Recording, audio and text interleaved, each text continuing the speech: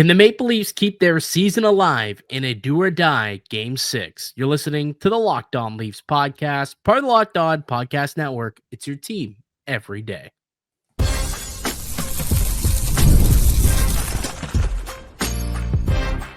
You're Locked On Maple Leafs, your daily podcast on the Toronto Maple Leafs. Part of the Locked On Podcast Network, your team every day.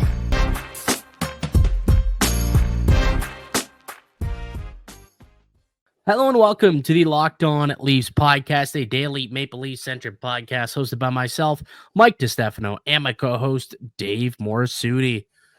How we feeling, brother? It is the morning of Game 6, a do-or-die scenario for the Toronto Maple Leafs tonight as they head to Sunrise, Florida, down 3-2. A much different feeling than the last time Toronto packed up their bags and flew down south, isn't it?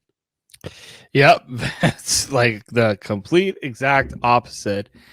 And man, first off, thank you to our loyal Locked On Leafs listeners, or anybody new that stumbled upon us last night, because the views were pretty good. The vibes, not so much. I felt like there was a good amount of venting in the comments, and usually, we try to say, hey, let's be rational in the comments. No.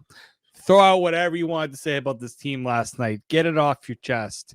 Anything catch your eye in the comment section? Anything catch my eye? Ooh. Somebody put Marner spinny pass was perfect. The pass receiver was oblivious. Get your head up. I'm sure that was that. Somebody actually agreed with me, so I was feeling pretty happy about myself about that one. There are some people who are not so happy with some of the things we said. But I look that there was a lot of emotion after that game. And the Leafs played terribly. Like there's no ifs, ands, or buts about it, right? The Leafs had a terrible showing in Game 5. And if they come out and play that way here in Game 6, it's season's over, right? Yep. I don't even know if this is hyperbolic to suggest, Dave, but tonight's game is probably the biggest game that this core has had and realistically could dictate the future of the franchise. Like, don't you feel like tonight's game is that pivotal? We kind of, it's funny because like everybody going into Game 5 was saying this is a legacy game for the core. And I'm like, how is it Game 5? Like, it was a tied series. The legacy comes with the chance.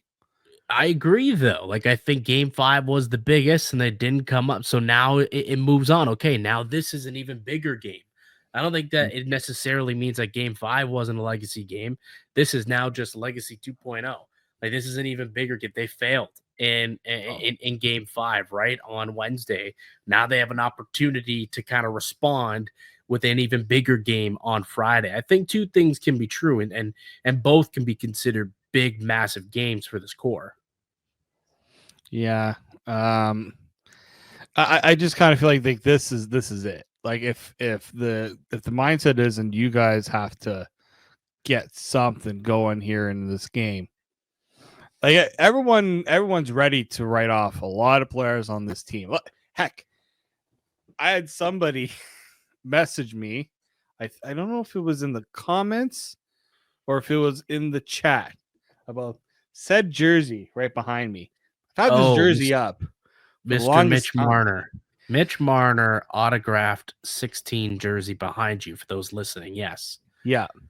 So I'm like, okay, well, everybody knows right beside is Riley. I don't think switching Marner for Riley is going to do much better. You're taking down Marner? You're ready to take down the Marner jersey? Is that what you're saying? It looks like apparently we need to change something up, and I do have a jersey. Are you doing this right now? You're done with Marner already? You don't even want to wait until the series is over? What if they come back? What if they actually win Game 6 and force a Game 7? Then, hey, put your bids in for an autographed Mitch Marner jersey, fellas, because they ain't going back up on the wall. So you're ready to take it down. Look, I'll say this. If you do this. Okay, go ahead. If before we do it, I'll show you the option that we have to replace the Marner jersey, because people might prefer it. Okay, I'm curious now. This has Dave's been in going to my. get this other jersey that he has, I and I'm curious who it could be. I didn't put On a this one up hanger. because it doesn't have a number on the back, but it does have a signature number. It's got Let me see. dub- it's a little hard to read. Oh, is that Wendell?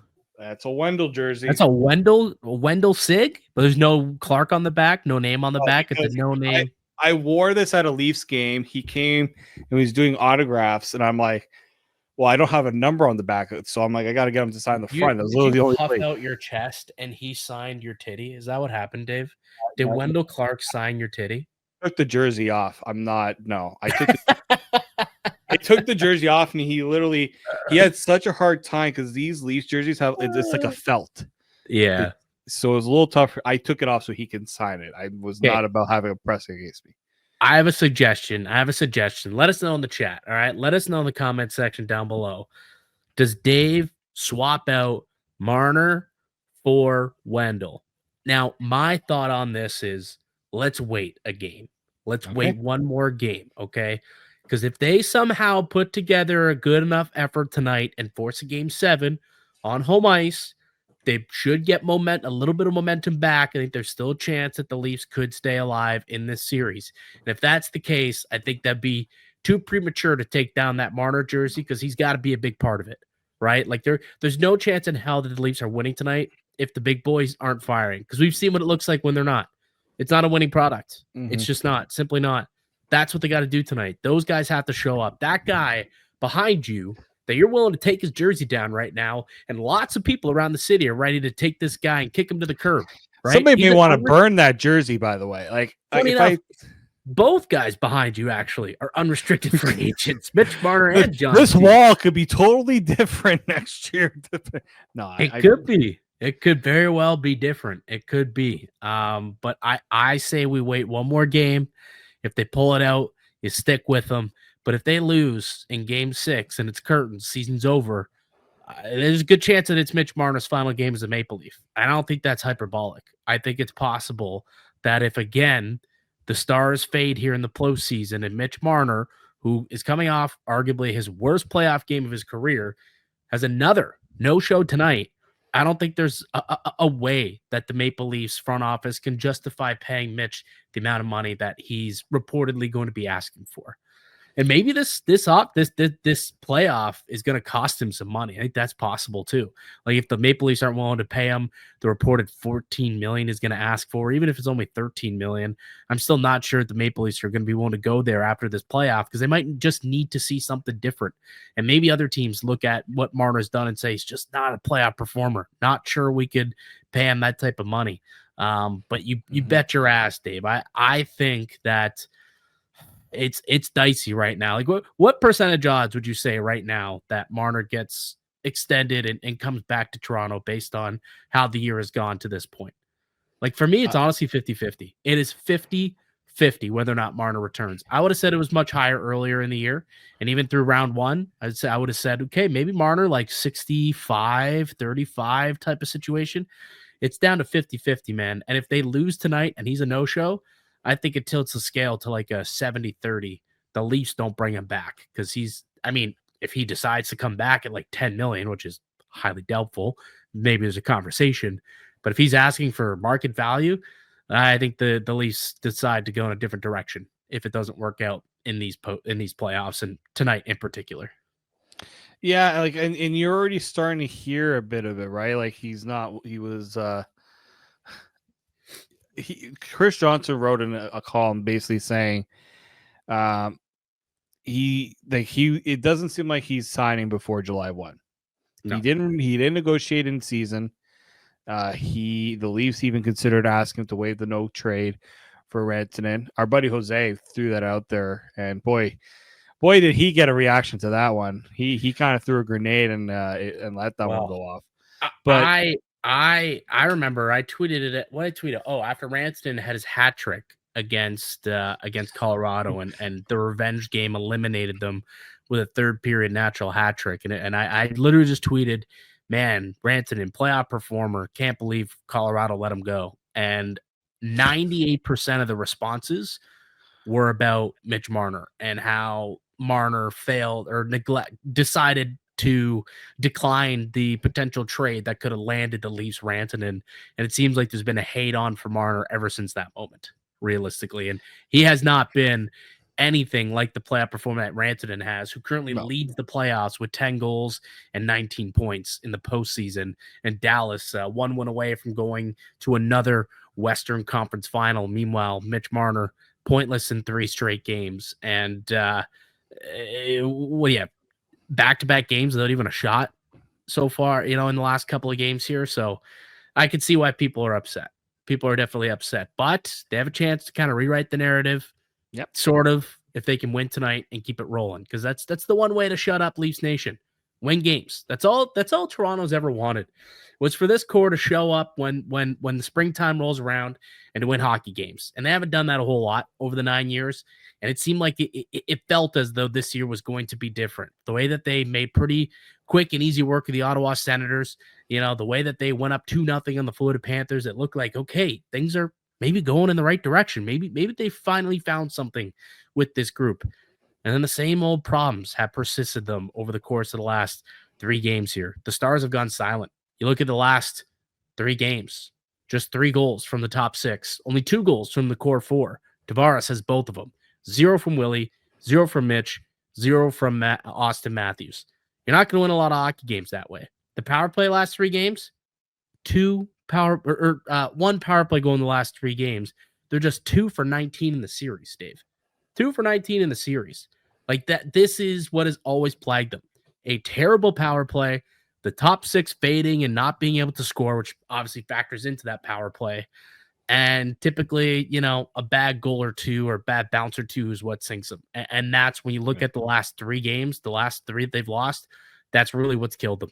And it just really, really goes back to the same old Leafs. And I just, man, tonight's game, they've got to show us what they showed in games 1, in game 2, and in the last series against Ottawa. Because if they show anything other than that, if they give us the performances of games 4 and 5, it's going to be absolute mayhem this summer in Toronto. And I mean, Shanny might be on the block. Marner, big question marks if he returns. Like what this team looks like going forward, if they lose ugly tonight, it's anything's up. Anything has to be on the table realistically going forward if that's the case. But hopefully they can pull it out, Dave. Let's hope they can pull it out. Let's come back. Please. Let's maybe look on the positive train, right? What can the Maple Leafs do to give themselves the best chance to win game 6, keep their season alive, and keep this core intact for at least one more game?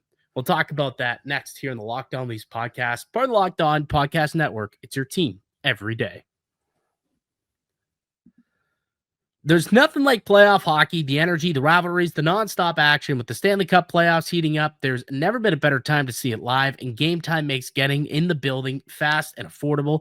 Gametime gives you last-minute ticket deals, zone deals for deep discounts, panoramic seat views, and all-in pricing with no hidden fees. Plus, ticket prices often drop the closer you get to puck drop, so you can score big without overpaying. You can save huge with the zone deals where you pick the best seats at the lowest prices. You can see exactly what your seats look like before checkout to give you total confidence. And Gametime includes fees up front and backs every order with their ticket coverage guarantee, covering cancellations, job loss, and even offering 24-hour returns.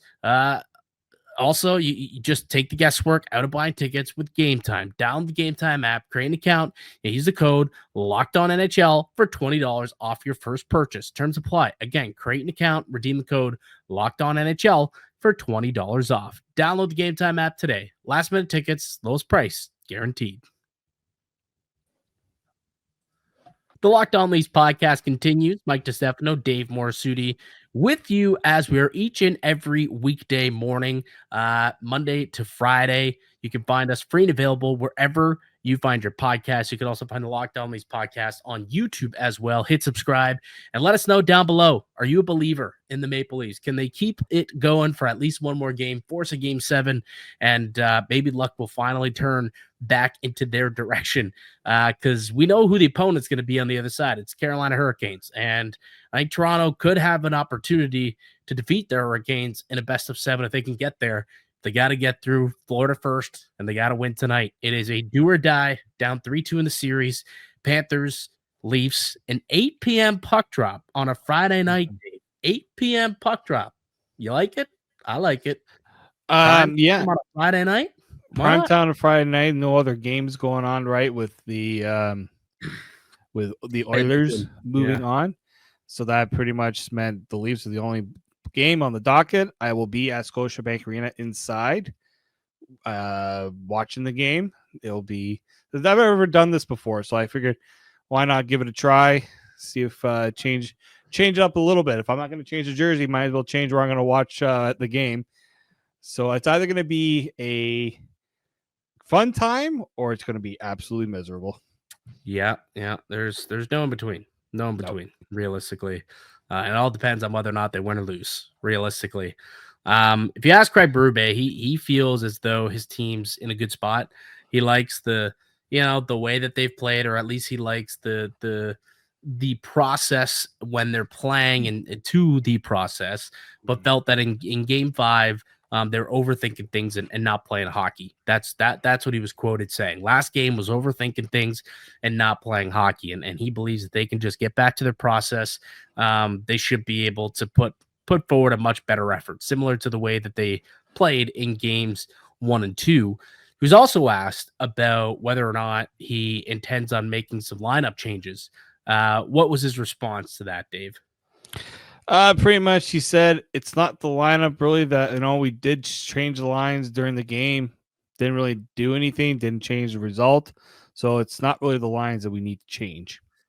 Yeah, he said, quote, "I juggled the lines a lot, but I didn't see any difference. I don't think the lines have anything to do with it." Now, I would somewhat push back on that. He didn't change the lines until the game was already over with.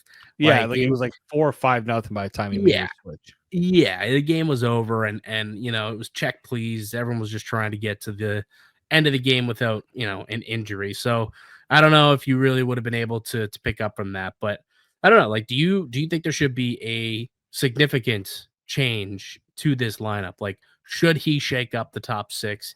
Maybe flip Willie and Mitch tonight potentially. Like that feels like the type of seismic lineup change that might be able to shake things for this Maple Leaf squad. I think it should be considered. If he's not going to consider it, it better be the shortest leash you will ever see on a duo, because it clearly did not work in game 1. I thought he waited too long to make the switch, because first period, that line was dreadful and Dude, nothing like the top line. Just a reminder, the stat line for the top line the first period.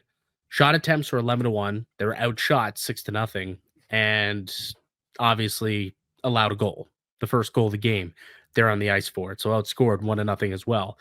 And then the second period started, they went right back to it, right back out with them. And it wasn't for a little bit until he decided to play around with the lines and bring out the blender. So it's interesting, because there's something to be said about making the change too quick and being too hasty with it, and then there's also you got to be patient with what brought you there, the process, right?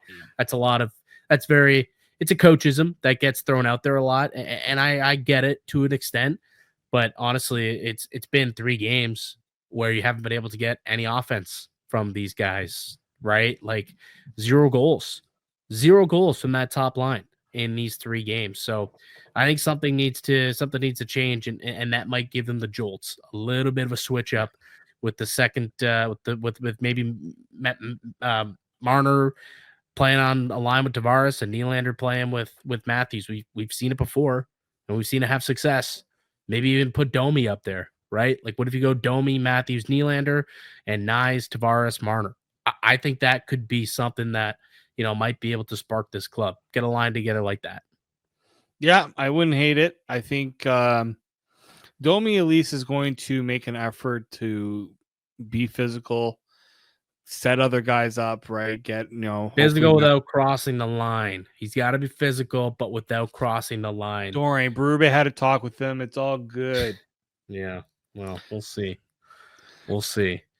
But yeah, I would probably make a pretty significant adjustment here. I'm not expecting it, but if I had the lineup card, I think I would. I really do think I would.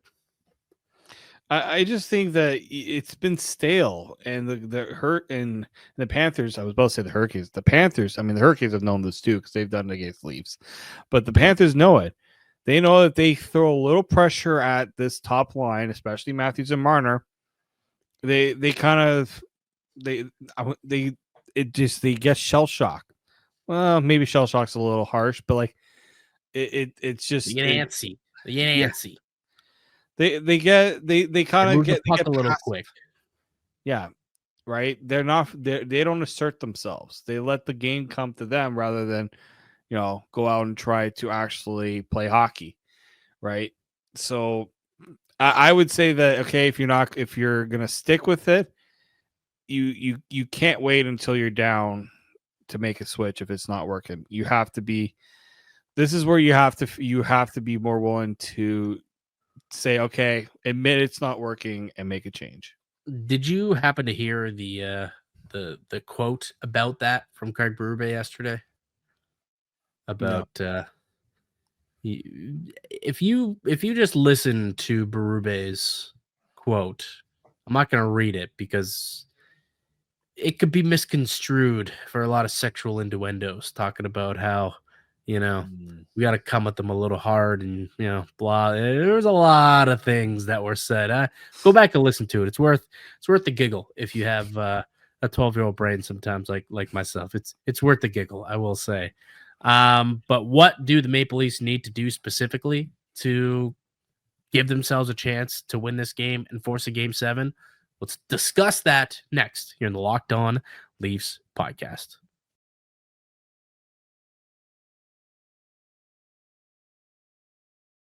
Welcome back into the Locked On Leafs podcast. Mike DiStefano, Dave Morassutti with you, as we are each and every weekday, Monday through Friday, on the Locked On Leafs podcast, which is free and available wherever you get your podcasts. And just a reminder, even if tonight is the final game for the Toronto Maple Leafs, or this year's iteration of the Maple Leafs, we're not done. We're a 365 podcast. We go year-round all throughout the playoffs and through the offseason as we gear up for the 25-26 season. So just because the Leafs season could come to an end tonight, the Locked On podcast, Locked On Leafs podcast will not. So subscribe for your daily dosage of Maple Leafs content all year long. Mike DiStefano, Dave Morassutti with you. It is Game 6. It's a do-or-die game for the Maple Leafs tonight, and arguably the most pivotal game of this core's era. It's been 9 years of failure, and it's kind of all come down to this. And, part of it is because of the 9 years of failure, and another part of it is just simply because this summer is an opportunity just to go in a completely different direction with both Mitch Marner and John Tavares, the two guys right behind you that you've got hanging up, their jerseys hanging up. Both of them are UFAs. And if it doesn't go well tonight, there's a possibility that one or neither return to Toronto and they just try and go in a completely different direction and try and, get a different mix, different makeup for this team. The only way I think to stop that conversation, at least, is to win. And they have to win tonight to make that happen and win again on Sunday night in a Game 7 in order for that to quiet down. Dave, what do you think they need to do tonight to win the game? They got to figure out a way to handle the forecheck, right? The aggressiveness of this Panthers team, because the Panthers are going to send two guys in on the forecheck, which means you should be able to take advantage of that aggressiveness with the counterattack. They did that very well in games 1 and 2, and even in game 3 for majority of it. You got to find a way to do that. And I felt like in the second period, when the Leafs actually were being more forceful, more assertive with their game at the start of the period, it was looking like it was maybe good. Things were going to turn around a little bit. They were generating chances. But then once the Panthers got back on their forecheck, the Leafs struggled. And I think you got to find a way to negate that forecheck as much as possible, because you all remember that famous video that Maurice had with the Panthers when they were playing the Bruins. He said some colorful language, but he literally, it's a simple thing that they do.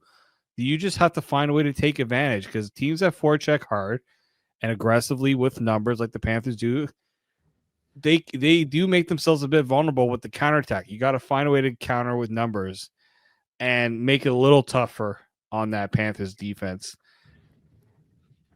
Well, you know how they do that, Dave? How do they do that? By sticking out of their end. Right? Yeah. Let's get the puck out. All right. Don't give them opportunities to forecheck, right? Make them back check for most of the game. That's a way to do that, right?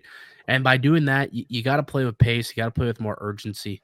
Like this team's at their best when they're skating and playing with urgency, right? When they're moving their feet, not just, in the offensive zone, but also defensively when they're closing in on guys, pressuring puck carriers, forcing turnovers, when they're using their sticks well, getting in passing lanes, right? Whether you're in the offensive zone, like Marner, Matthews, and Nyes are amazing when it comes to creating turnovers in the offensive zone, right around the blue line. Like they've all got very, very good sticks and haven't seen a whole lot of that, right? That back check has not really been there for, those, the top line. And that's what's kind of concerning, right? That's what the Maple Leafs need to do. Skate well, close in on guys who have the puck.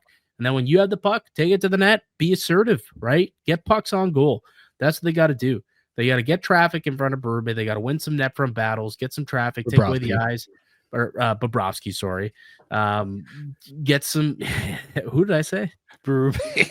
Berube, yeah. Get some traffic in front of the coach. Yeah, get some traffic in front of Berube. Yeah, get some traffic in front of Bobrovsky. Take away his eyes. Get some tips, right? Get pounce on rebounds. Like that's how you're going to score goals in the playoffs. And Toronto's been unwilling to do that forward. I mean, it's not they're unwilling to. They're just getting outworked by the Panthers. And in a do or die situation, like you need to want this more than Florida because they want to win, right? They want to win this and not have to go to a game 7, do or die. So they're going to give you all they got. They're in front of their home fans. They can close it out in front of their home building, in which I'm pretty sure that they're undefeated in the postseason at home. Maybe one of their losses came at home against Tampa Bay, but they definitely won, both games against Florida. But either way, they are a very, very good home team. Like even throughout the regular season, they had a very good winning percentage on home ice. So they're going to want to obviously try and dictate this game. And if you're Toronto, cannot let them. And you got to take the game to them and not sit back and let Florida take the game to you, right? Don't let them come at you. You go at them. That's pretty much what Berube was saying. And I think that's true. That's what they are going to have to do that. But in order to, they got to be aggressive. They have to play with urgency, play with good pace, and they got to attack. They got to attack and they got to skate and move their feet. That's how that happens, and that's how they beat the Florida Panthers. Got to get some more saves too from Joseph Woll, right? Can't give up 4 or 5 goals. Can't happen. Can't see Matt Murray again in this one. That's not something that we need to see at all. No one wants to see Matt Murray in playoff games. Let's be honest. Maybe his parents probably want to see him, but definitely not us. That's for sure.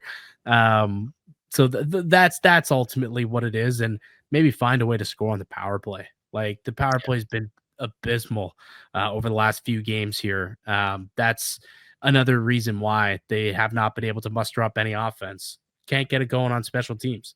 You're not going to win a lot of games if you're not scoring on the power play. So I would say those are the 3 things that I think the Maple Leafs, if they can do that tonight, I think they can force a game 7, bring it back home with a little bit of momentum.